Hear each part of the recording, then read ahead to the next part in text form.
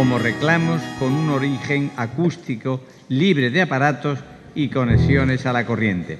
A continuación, Fernando Yaca va a actuar. Hola, buenas noches. Bueno, primero agradecer al Ateneo, ¿no?, la oportunidad de estar aquí con vosotros, a los ponentes por sus interesantes exposiciones y a todos vosotros por venir. Así que Sarajevo no soy yo, somos también 3 compañeros más, una de las cuales va a cantar después conmigo al final, ¿vale? Y bueno, voy a ser breve, voy a tocar solo un par de canciones ahora en el intermedio, como, no sé, para amenizar un poquito, ¿no?, entre las dos exposiciones. Y un poco trayendo al hilo la circunnavegación del globo, supongo que una de sus principales guías para orientarse en el mar sería la estrella polar, ¿no? Y así se titula esta canción, para una persona que es un poco una guía para mí. Eso, la estrella polar.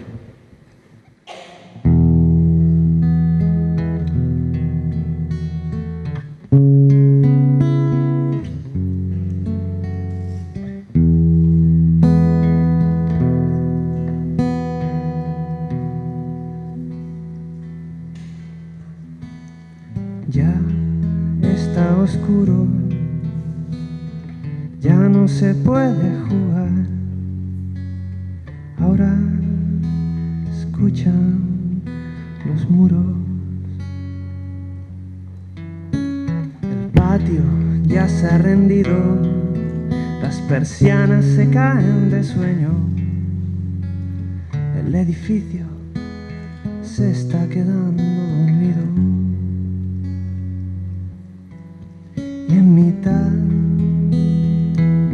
de la oscuridad yo quiero mandarte un susurro, que te encuentre y que te cuente que eres mi voz cuando me quedo mudo. El sol cuando está oscuro por las noches, mi estrella polar.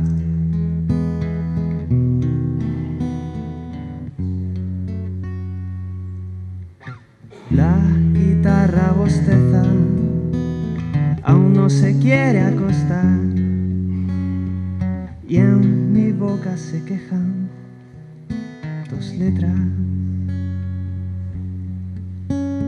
Cuando murmuro unas notas, golpes en la pared. Estas no son horas. Y en mitad de la oscuridad yo quiero mandarte un susurro, que te encuentre y que te cuente que eres el cielo sobre mi mundo. Farol que marcas mi rumbo por las noches, estrella polar.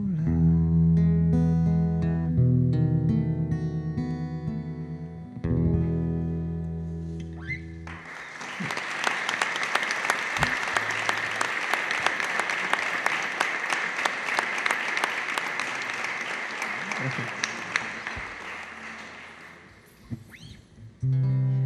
La siguiente canción, también un poco al hilo de la defensa que hizo al principio Manolo Reyes, me gustó mucho sobre la inquietud cultural, histórica, intelectual, me gusta mucho. Pues que no hay que olvidar el pasado, porque el pasado es muchas veces lo que nos ha convertido en lo que somos ahora, ¿no? Y hay que aprender de él, pero tampoco quedarse anclado en él. Hay que usarlo, pero seguir en adelante. La historia hay que recordarla mucho. Y la siguiente canción habla un poco de lo contrario. el pasado es lo que nos ha hecho, pero hay que dejar de pensar tanto en ayer. Hablo del pasado personal, de la historia. Ayer se llama.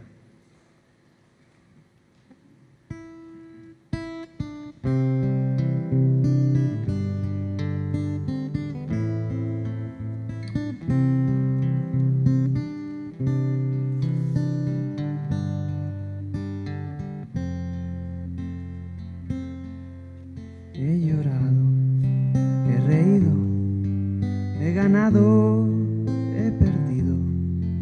Casi siempre fue sin querer. He encontrado y extraviado cientos de veces el camino. Ahora ya no puedo volver. Y ahora estoy contigo en esta esquina de ningún sitio. Y tú me preguntas por ayer. Ayer fue demasiado, ayer me duele en el costado. Ayer, ayer, ayer.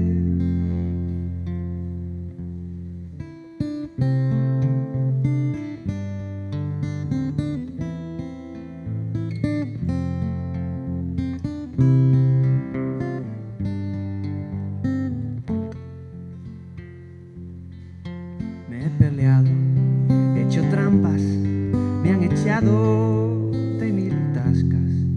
Casi nunca yo tenía la razón. He recorrido, malherido, en el orgullo, en el olvido, los caminos estrechos del adiós. Pero estoy contigo en esta esquina de ningún sitio. Y tú ya no preguntas por ayer. Ayer fue demasiado, ayer me duele en el costado. Ayer, ayer, ayer. Ayer fue demasiado, ayer se muere, ayer me ha matado. Ayer, ayer, ayer. Ayer, ayer, ayer.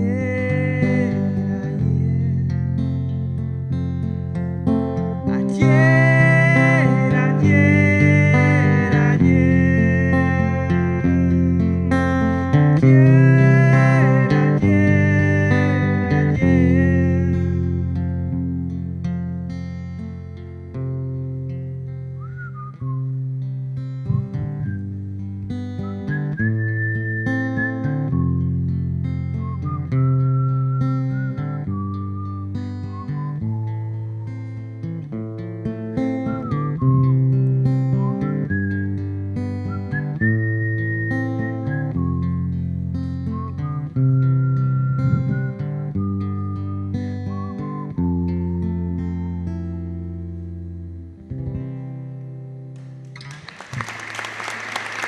Gracias.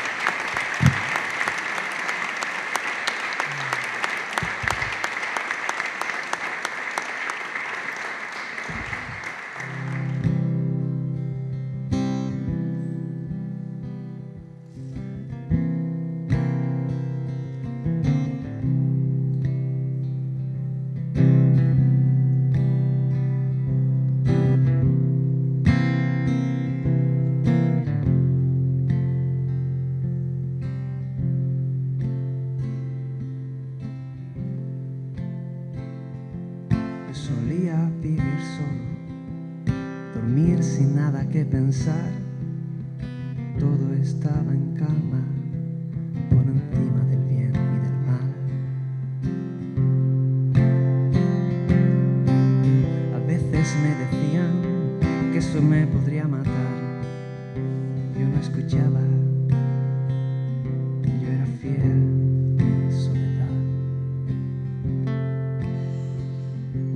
pensé,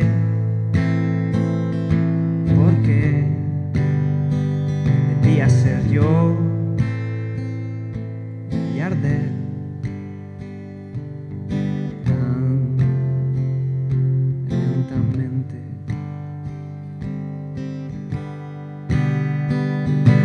Si pudiera reunir el valor para saltar al mar que soñé, si pudiera ignorar el dolor, si pudiera escapar de mi piel, si pudiera irme lejos de aquí.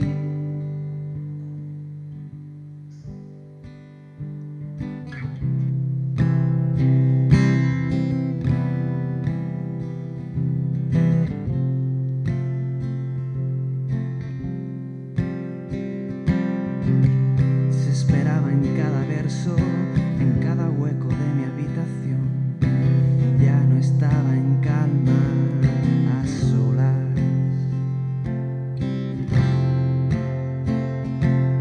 Buscando una salida, o quizás la explicación. Perdiendo la cabeza, encontré iluminación. Y un tiempo después lloré, es mi soledad otra vez que viene por mí.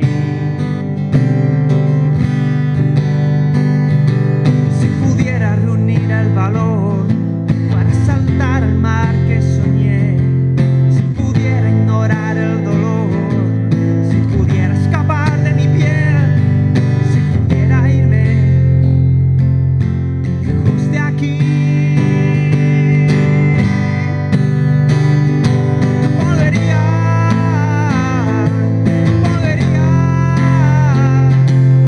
a este mar sin suerte, a la deriva. Volvería.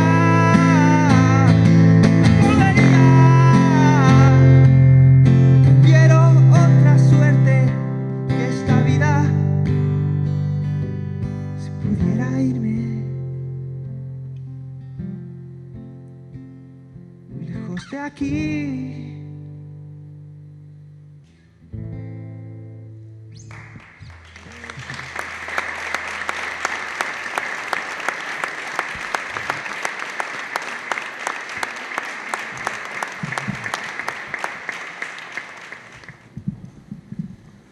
Autoridades, amigos y amigas, buenas noches.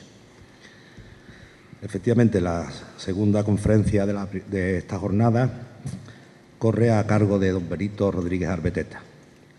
Don Benito es licenciado en Historia del Arte por la Universidad Autónoma de Madrid y por la Universidad Nacional de Educación a Distancia consigue el máster universitario en Métodos y Técnicas Avanzadas de Investigación Histórica, Artística y Geográfica. Actualmente está cursando el Plan de Investigación 1 del Programa de Doctorado en Historia e Historia del Arte y Territorio, también por la UNED, y elaboración de la tesis doctoral. Entre sus actividades y publicaciones más relevantes citaremos la siguiente. Comisario técnico de la exposición De Nápoles a los Andes, el Belén tradicional latino, organizada por la Fundación Bancaja en Castellón. Redacción de fichas técnicas del catálogo de la exposición antes citada. Voluntariado para tareas de documentación y siglado en el Museo de Tradiciones Populares. Escaneado de documentos y digitalización de unas 2000 fotografías de archivo particular. Realización de fichas técnicas y catalogación de colección particular madrileña. Proyecto de una base de datos y web para la misma. Ponencia en el cuarto Congreso Internacional de la Plata en Iberoamérica, celebrado en la ciudad portuguesa de Oporto. Resplandor celeste, las joyas en la arquitectura medieval y renacentista del ámbito ibérico. Conferencia en el Instituto Gemológico Español, la representación y simbolismo de las gemas en la arquitectura. Ponencia en las cuartas jornadas de investigación de la Facultad de Geografía e Historia de la UNED, la columna enderezada, imágenes de exaltación y rechazo de la Unión Ibérica en el siglo XVII. Ponencia en la 13ª reunión científica de la Fundación Española de Historia Moderna, en Sevilla. La construcción de la realidad, imágenes y visiones del mundo. Notas sobre emblemática barroca hispánica, su difusión en Portugal. Publicación que tiene en curso. Ponencia en la 19ª o en el 19º Simposio Internacional de Criptografía de Colmar, en la Alsacia francesa. Grafitos medievales de la Iglesia de San Salvador de Cifuentes, Guadalajara, España. Y pendiente, ponencia en la 22ª edición del Simposio El Mundo de los Difuntos, Culto, Cofradías y Tradiciones, Instituto Escolariense de Investigaciones Históricas y Artísticas, Real Centro Universitario del Escorial, María Cristina. Y entre sus áreas de interés, la imagen regia y cortesana de la monarquía hispánica en los siglos XV al XVIII, con especial atención a la emblemática, oratoria sagrada, tratados políticos, honras fúnebres, arquitectura efímera, simbología, etc. Tiene la palabra don Benito Rodríguez Arbeteta.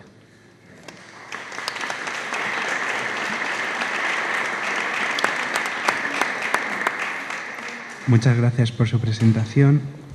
Bueno, mi título es El más allá como imagen del poder y desde antiguo el hombre ha intentado sobreponerse a la muerte. Los poderosos en casi todas las civilizaciones han pretendido trascender, erigiendo en vida grandes construcciones para perpetuar su nombre y ordenando fastuosos funerales y honras. En Europa, la religión cristiana determinó la forma de encararse el poder y el más allá.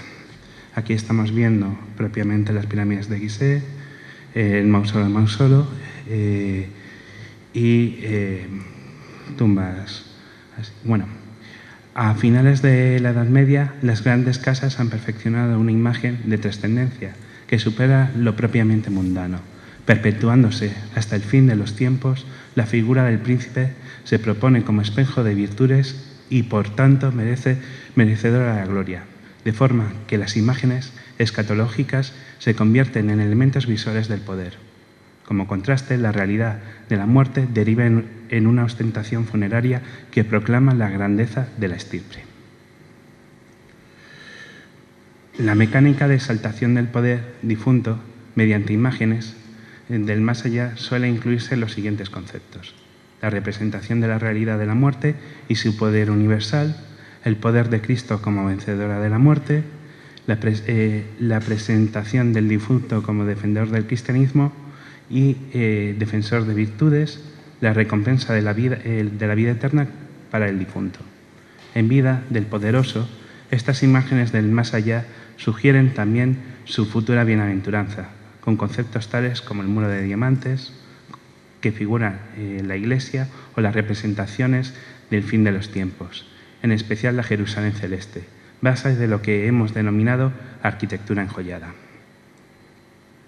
Aquí estamos viendo propiamente a Jesucristo delante de un muro de diamantes, y esto proviene de la interpretación del comentario de Amós por Orígenes y posteriormente por San Jerónimo, en el que representa, el muro de Amós es un muro que cae debido a los pormenores, por decirlo así, de la fe judía. En cambio, Orígenes dice que la fe del cristianismo es propiamente un muro de diamantes, duro y que soporta los accesos y el tormento propiamente del demonio, y que no se puede mallar este diamante. Y lo vemos propiamente representado en la arquitectura. Bueno, proponemos que aparezca en este tipo de arquitectura, como es el Palacio del Infantado, la Casa de los Bicos de Lisboa, la Casa de los Picos de Segovia, o también el Palacio de Manzanares el Real. Esto es propiamente la talla tipo diamante y podría ser propiamente la representación. Como acompañamiento tenemos una célebre frase de Filarete que lo denomina adimitaciones de diamante intabolapalana. Por tanto, estamos viendo que a determinados almohadillados pasa propiamente a la arquitectura civil. En cambio, también encontramos diferentes tipos de gemas de color que hay en la arquitectura. Por ejemplo, aquí tenemos el Palacio de Cogolludo de Luis de la Cerda, en el que en el tímpano propiamente aparece una retícula con joyeles y que después de haberlo presentado propiamente en el Instituto Gemológico hemos determinado que son joyeles en una retícula y también en el Castillo de Manzanares, el Real, vemos propiamente cabujones en una retícula, que son propiamente gemas que normalmente se han denominado volardos. Pero estas gemas, ¿de dónde provienen? Esta representación de la gema en el edificio civil, ¿de dónde proviene? Pues del Apocalipsis, del capítulo 21, del versículo 14 al 20, en el que se empieza a decir que los cimientos de la Jerusalén celeste están compuestos por jaspes, zafiros, ágatas, esmeralda, ónix, coralina, crisolito, berilio, topacio, crisoprasa, jacinto y amatista. Todos estos elementos tienen un significado simbólico, bíblico, propiamente comentado por los padres de la Iglesia. Por ejemplo, Primasio, sobre el canto espiritual de Tobías, dice lo siguiente: las imágenes de todas clases de piedras son significado de la belleza y los pilares de las virtudes, con las que están adornados espiritualmente cada uno de los santos, y es descrita toda la ciudad, con los adornos de esas piedras, como la seguridad de su fuerza y la elegancia de la variedad. Por tanto, estamos viendo que esos cimientos propiamente de Jerusalén celeste forman la comunidad de los cristianos. Aquí estamos viendo una imagen propiamente de la Catedral de Toledo, con estos diferentes colores que en realidad, si vemos aquí, hay como una cuadrícula, y dentro de estos cuadrículas de color aparece una cuadrícula blanca. Es para representar este reflejo la talla en tabla jaquelada. Y está representando, en definitiva, una Jerusalén celeste pasada propiamente a la Catedral de Toledo.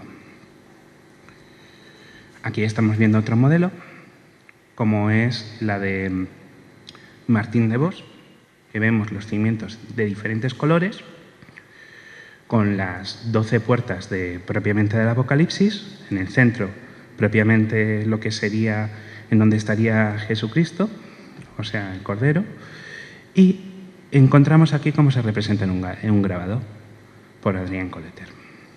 Y vemos que es un rectángulo con una cruz, que coincide con los tratados de arquitectura, como puede ser de los almohadillados de Serlio o de Villalpando, que lo tenemos aquí abajo.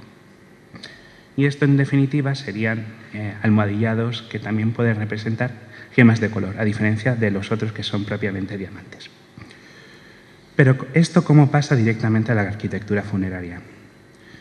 Pues un ejemplo de la Jerusalén celeste podríamos considerarlo propiamente la Capilla de los Condestables de Castilla, de la Catedral de Burgos. Aquí estamos viendo la reja de entrada de Cristóbal de Andino, y en la reja encontramos en estas colgaduras propiamente unas perlas horadadas. Estas perlas horadadas corresponden al capítulo 21, versículo 21, en el que dice que las 12 puertas eran 12 perlas y cada puerta estaban hechas con una perla enteriza. Y estamos viendo la correspondencia entre el texto bíblico y propiamente esta reja. Pero es más, flanqueando esta reja de hierro, encontramos estas columnas, que con lenguas de fuego, de fulgor, por decirlo de alguna forma, vemos una retícula y joyeles propiamente dentro. Aquí vemos una correspondencia con un tapiz del aseo que está hecho de oro con rubíes y esmeraldas. y con perlas. Y entonces esto se puede traspolar propiamente al elemento escultórico. Pero, ¿qué son esas lenguas? ¿Qué esas lenguas de fuego? Pues es el fulgor propiamente de Jerusalén celeste. Entonces estamos viendo que no solamente es una capilla de color de fulgores blancos, sino de colores de diferentes colores. O sea, sería el tema del mundo cisterciense frente al benedictino, la riqueza del color propiamente dicho, a través de las gemas, que están expresando, en definitiva, la riqueza en un templo funerario. Aquí estamos viendo los joyeles, cómo se van correspondiendo con joyeles propiamente de la época, como es la despedida de los embajadores de Víctor de Carpaccio, que vemos aquí que el modelo de joyel es exactamente el mismo, al igual que otro que hay en las columnas también con estos pendientes, o si no, en la misma Catedral de Burgos tenemos a la sinagoga, en las cimbrias del vestido, ubicado aquí. Son el mismo modelo, por tanto, son joyeles. Y, vale, hay un fulgor propiamente en toda la capilla. ¿Y de dónde viene? Pues viene de Hebreos y luego también del propio Apocalipsis, ¿no? Dice en Hebreos: ahora en este tiempo final Dios nos habla por medio de su Hijo, a quien constituyó heredero de todas las cosas y por quien hizo el mundo. Él es el resplandor de su gloria y la impronta de su ser. O sea, Jesucristo, según Hebreos, es un resplandor de la gloria de Dios. Pero también es la impronta, ¿no? O sea, que ahí están unidos, pero hay un elemento propiamente de representación. Y luego dice en el Apocalipsis: la gloria de Dios estaba en ella, referente a la Jerusalén celeste, y resplandecía como la más preciosa de las perlas, como una piedra de jaspe cristalino. Entonces estamos viendo aquí en esta arcada el fulgor propiamente. Pero, si queda alguna duda, vemos propiamente el sol bernardino, que es el Jesús, con las llamas, pero también la cruz de Jerusalén, que es, en definitiva, el símbolo de Jerusalén, con estas llamas. O también la cruz de Jerusalén en la misma capilla, con perlas. O la corona de Cristo, refulgente. Luego, también hay una vinculación entre Jesucristo y el diamante.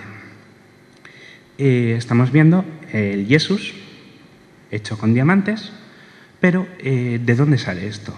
Pues del bestiario de Guillaume de Clercq, el pseudo-Hugo de San Víctor, en el que explica que la Trinidad es como un monolito, una roca, con 3 diamantes.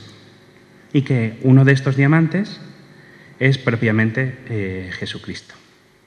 Entonces estamos hablando de que Jesucristo también se puede representar como un diamante porque es la luz más cristalina. Coincidiría con determinadas tesis propiamente cistercienses. Bueno, esto como pasa luego posteriormente en algunas arquitecturas efímeras, como es el túmulo de San Francisco Javier en Goa, en India, en el que vemos el símbolo de los jesuitas, propiamente con las gemas colgadas y todo este túmulo realizado en plata. Y expresa también el comercio de la zona y el propio poder de la compañía. Luego hay que tener en cuenta propiamente el tema del Santo Sepulcro. También hay gemas. Aquí estamos viendo la historia de Santa Cruz de Cosroes en su edículo, en el que Cosroes roba la Santa Cruz y construye un edículo albergando propiamente la cruz de Jesucristo. Y para ello coloca gemas. Pero cuando se llevan la cruz, se desacraliza el templo. Y para desacralizarlo, se llevan consigo, que estamos viendo aquí, cómo en este tapiz del aseo, van sacando las gemas. Y es un elemento adicional de la desacralización del templo. Aquí, en cambio, en la charola de Tomar, el convento de Cristo, que hace referencia al Santo Sepulcro, tiene una planta circular y también en las columnas una retícula con gemas de color, en punta de diamante. Bueno, el tema de la planta centralizada viene de la confusión del Templo de Jerusalén con el Domo de la Roca. El Templo de Jerusalén en el mundo bíblico es rectangular propiamente y no tiene nada que ver con el sistema centralizado circular, de forma de tondo. Pero en la Edad Media los rameros, los peregrinos que iban, se confundían con el Domo de la Roca, que lo estamos viendo. Templo Salomonis y aparece el Domo de la Roca.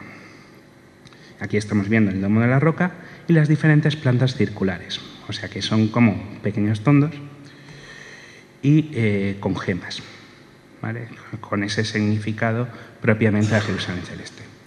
Luego, en el Renacimiento, tenemos aquí uno de los elementos mortuorios del Renacimiento más conocidos, que es San Pedro in Montorio, que también tiene esta planta circular propiamente dicho, pero en el mundo barroco pasa a la arquitectura de madera, como es la Capilla de los Dolores de la Venerable Orden Tercera de Madrid, que ya Bonet Correa estudió en su época, etcétera, en el que vemos un templete propiamente de madera y con también el tema de un cristiano vencedor de la muerte. Bueno, como vemos, esta tipología descentralizada lo vemos tanto en las exequias de Carlos V, en su túmulo en Valladolid, en las de Felipe II, en las de Felipe III, las de Felipe IV, en las de Carlos II, las de Felipe V, etcétera. Pero todas estas arquitecturas efímeras se recopilan en unos libros de honras. Los túmulos son efímeros, las honras pasan y un monarca sucede a otro. Pero para proyectarse en el tiempo, las honras son descritas en numerosas relaciones, que a veces están ilustradas, a modo de completos reportajes sobre el suceso. Es frecuente también que los elementos alegóricos, emblemas, jeroglíficos, epigramas, inscripciones y otros, sirvan de inscripción a quienes han de proyectar túmulos posteriores. Por ejemplo, aquí tenemos el de María de Austria, que influirá muchísimo en los de Felipe IV y posteriores monarcas. O, por ejemplo, la de Isabel de Borbón, que tenemos un ejemplo de las que se hacían en Madrid, en el lado izquierdo, y en el lado derecho de las que se hacían en Granada. En todos los lugares del reino se disponían los lutos reales y las ciudades importantes celebraban honras, erigiendo túmulos, a veces muy elaborados, reyes, reinas y familiares reales directas, inclusive los monarcas y príncipes extranjeros, eran sujetos de estas atenciones. Bueno, en el caso de Felipe IV, que es en realidad en lo que me estoy especializando, tenemos, por ejemplo, de ciudades tan importantes como es México, este túmulo de aquí, como es el de Lima, o zonas más periféricas como puede ser Orán. También en Sanlúcar, que se recoge propiamente en el cabildo de aquí, del ayuntamiento, en el archivo que hay aquí, las disposiciones para la creación de las honras, tanto de Felipe IV, Carlos II, etc. O en Roma, que aquí estamos viendo que Roma es en realidad el centro propiamente de la cristiandad. Y las exequias de Roma serán cuidadosamente hechas. Por ejemplo, aquí estamos viendo a Felipe IV como Salomón. Estas exequias destacaban ante toda Europa, en clave político-religiosa, el papel de España, tanto en el panorama contemporáneo e histórico, de forma que la ocasión de la muerte del rey servía también para refrendar las líneas maestras de la política española, tanto interna como internacionalmente, especialmente en lo tocante a las vanguardias de la fe católica y la evangelización. Pues, en definitiva, la propaganda, en sentido cristiano y en sentido literal, en sentido político.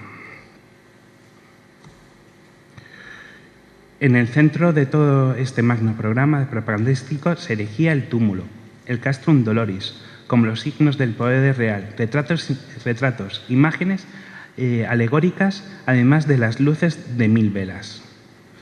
Aquí estamos viendo el de Roma, con la corona en la parte superior, y propiamente con el retrato del monarca difunto. Lógicamente, no se lleva el cuerpo hasta ahí, sino que se hacía como una celebración sobre la muerte del difunto, una misa.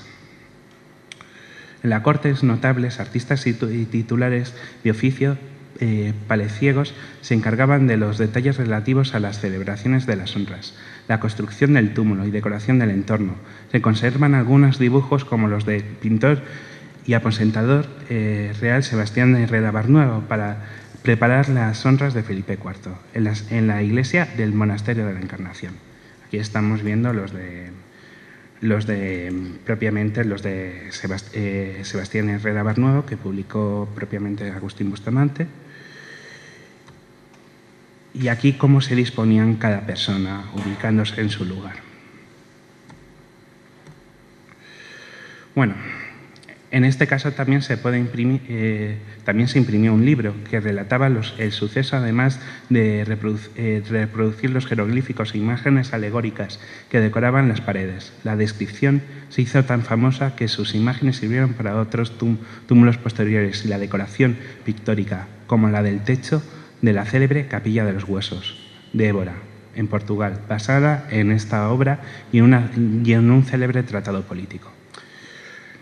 Vamos a hablar de la Capilla de los Huesos, que influye las honras de Felipe IV. Esta es la creación de Herrera Barnuevo, y El Príncipe Cristiano de Saavedra Fajardo, que es un libro de emblemática propiamente española de tema político, de cómo ha de ser un monarca y cómo en realidad es un tema de exaltación de la monarquía hispánica. La Capilla de los Huesos forman parte de casi desaparecido Real Monasterio de San Francisco de Évora, destinado a Osario. Se decoró con pinturas que parecen relacionadas con la exaltación de la monarquía hispánica, lo que resulta extraño en un contexto de guerra. O sea, pensemos que Felipe IV muere en 1665. Se hace el libro de emblemas en 1666. Portugal ya en 1640 era independiente. Se le reconoce su independencia en 1668. Por tanto, no tiene ningún sentido que estén estas pinturas aquí.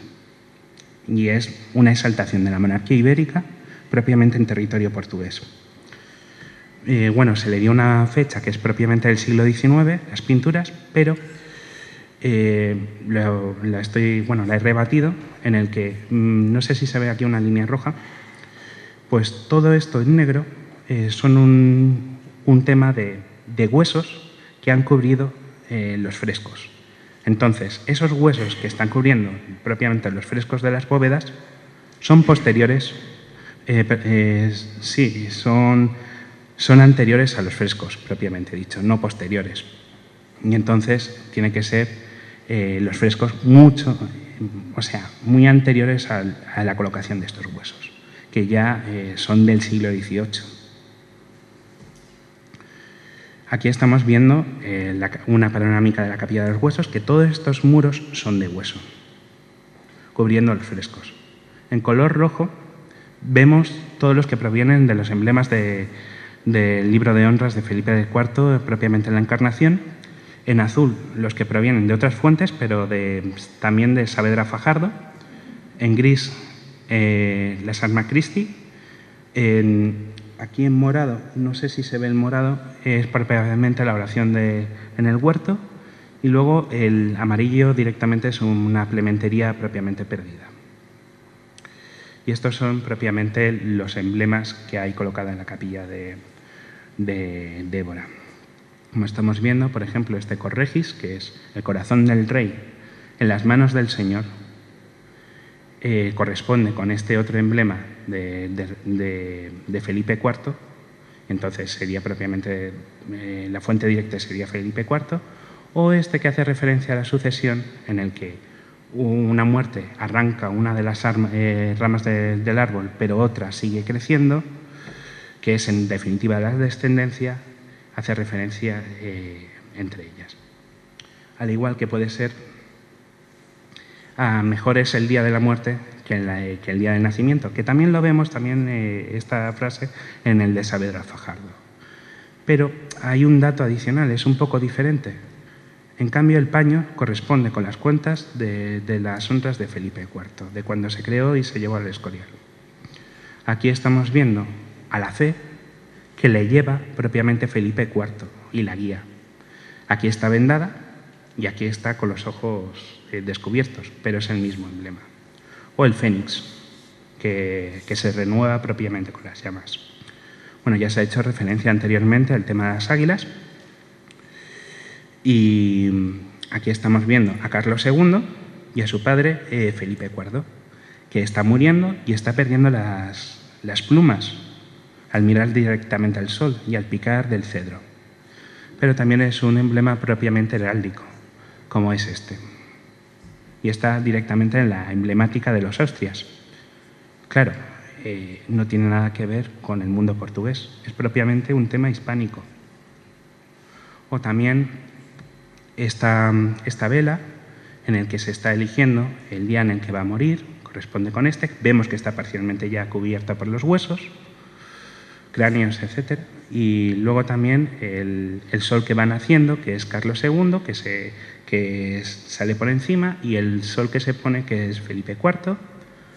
Abid non-Ovid, referencia a Enoc, que no muere, sino que trasciende a los cielos, en el que, según el epigrama del emblema, le da las alas la propia muerte, o sea que es un triunfo a la muerte, y encima la muerte le da las alas. La muerte en la luz, o Ludrivia Mortis, que es en definitiva los ultrajes de la muerte, que este es de Saavedra Fajardo. Bueno, también encontramos propiamente arquitectura efímera, como son estos candelabros, ¿no? Con velas, etc. Este sería de Carlos II en el puerto de Santa María. Pero tenemos estos tres pináculos que están en el Museo Etnográfico de Zamora, que corresponde a este emblema. Venid ora. Y aparece propiamente el reloj de arena, con alado, que va volando, y con el mismo epígrafe. Eso sí, referente a una persona de 60 años. O sea que es un emblema específico. Yo creo que podría ser uno de los restos del propio túmulo de Felipe IV, porque por moda sería más o menos de esa época. Bueno, ya cambiando en el mundo del barroco, la costumbre de erigir catafalcos y túmulos para las personas reales y otras personalidades ha durado hasta bien entrados el siglo XX. Alfonso XIII, que falleció en 1940, aún dispuso de estos monumentos en construcción. Incluso un libro mortuorio, que es Las confesiones y muerte de Alfonso XIII, en el que aparece este catafalco, y escrito por el prólogo por Churchill. Y es un tema puramente político. Bueno, también tenemos aquí uno de los últimos túmulos en ultramar de un rey hispánico, como es Alfonso XII, en Manila. También, como símbolos del poder, tenemos los de los papas. Pues Pío XI, León XIII, Pío X, Benedicto XV, etc. Pero, en cambio, en las clases populares existían lo que eran las cofradías de ánimas. No todo el mundo se podía pagar un enterramiento o propiamente un túmulo o una celebración. Pues existían las cofradías que enterraban a todo tipo de gente. Por ejemplo, en este libro, El reloj de la buena muerte, de Barcelona, se explica cómo son las normas propiamente de esta hermandad, de esta congregación, perdone, y aquí vemos cómo es el ritual, por ejemplo, el miércoles de ceniza. Y, por ejemplo, en este aparece Benitora, que ya lo hemos visto en las de Felipe IV, o aquí vemos el rey, el obispo, el papa, y la muerte, en definitiva, va matándolos a todos. O sea, no sobrevive nadie a la muerte, ¿no? Aquí incluso tenemos un textil propiamente, esta es de los franciscanos de la Hermandad Tercera, de cómo se vestían la gente propiamente para este tipo de celebraciones. O en Atienza, que tenemos este catafalco, en el que también tenemos los textos propiamente de la creación de la hermandad y todas las cuentas propiamente de la hermandad de la Buena Muerte en Atienza. Con este catafalco de madera aparece el rey, el obispo, el papa, el doctor, etc. Y pone aquí en la guadaña, que no se ve: me miniparco, a nadie respeto. O sea, todos mueren. Pero hay un pequeño detalle aquí. En esta muerte, la muerte está soplando la vela, pero no la apaga. No es un final de la vida, sino que en definitiva hay una vida más allá. O sea, es un triunfo a la muerte en definitiva. Sí, nadie está por encima de la muerte, pero ojo, trasciende al reino de los cielos. Y bueno, la imagen tomada desde un túmulo popular, bueno, espera, hay que decir. Y bueno, este túmulo repite filosóficamente la frase de Séneca: vivir es aprender a morir. O sea, aprendemos a morir, aprendemos a vivir a través de la muerte. Y nada más, muchas gracias por su atención.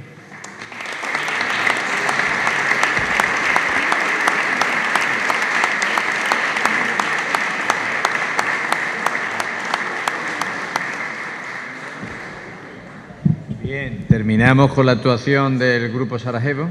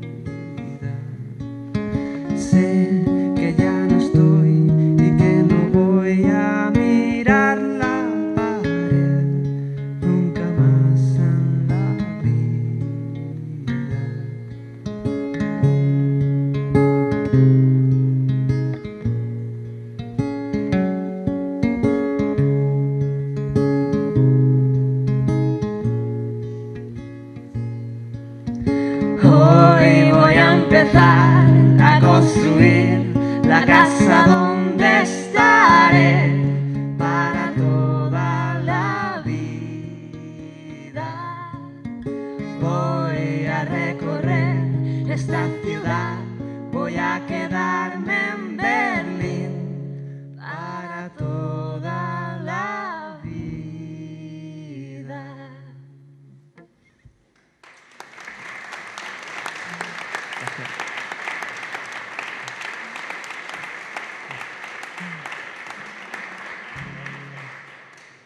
Ella es María José. Hola.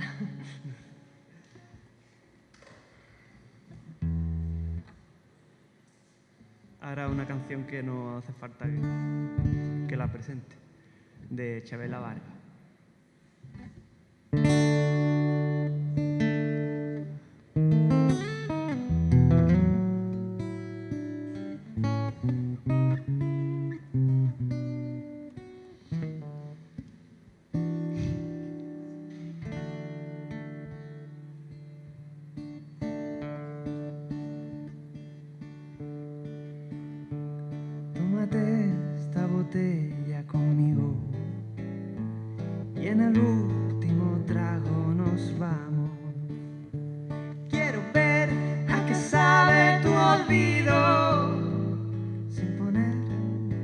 ojos, mis manos.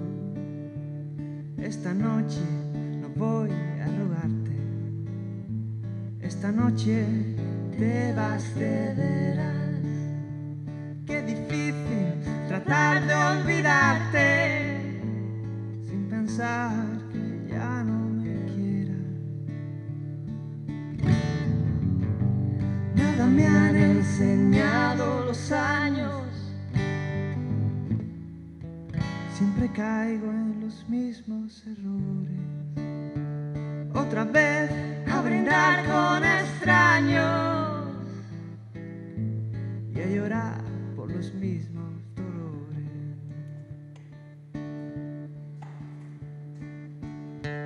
Tómate esta botella conmigo y en el último trago me besas. Esperamos que no haya testigos por si acaso te diera vergüenza.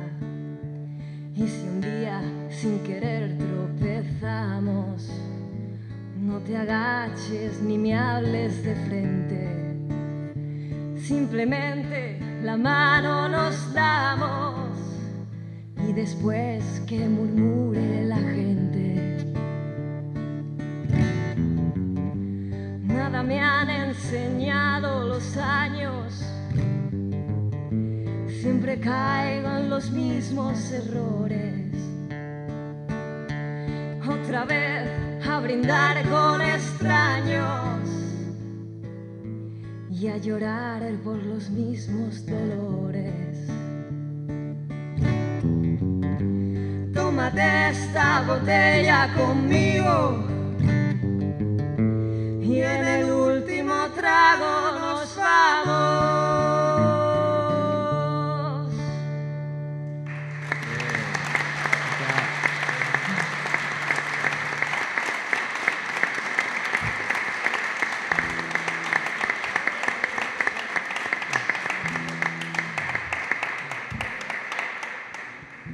Muchas gracias.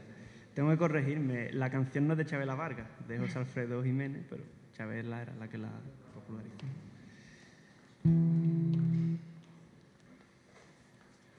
Vetusta Morla, Maldita Dulzura.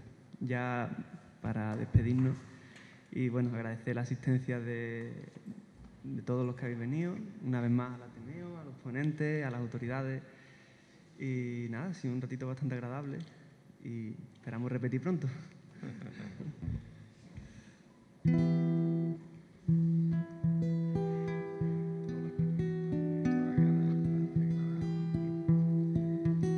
Hablemos de ruina y espina, hablemos de polvo y herida, de mi miedo a las alturas, lo que quieras, pero hablemos de todo menos del tiempo que se escurre entre los dedos.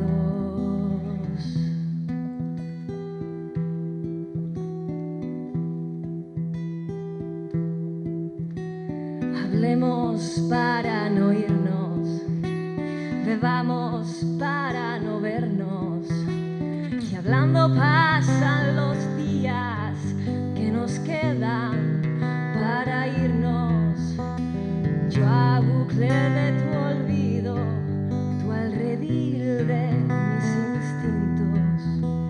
Maldita dulzura la tuya, maldita dulzura la tuya, maldita dulzura la tuya.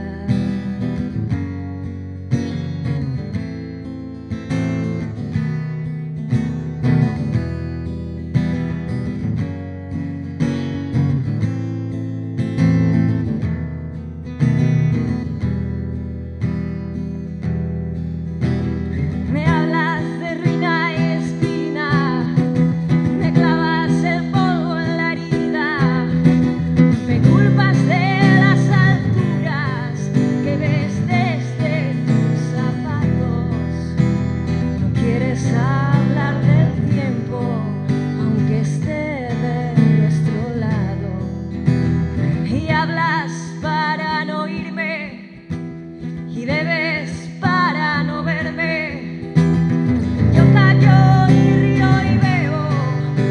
33.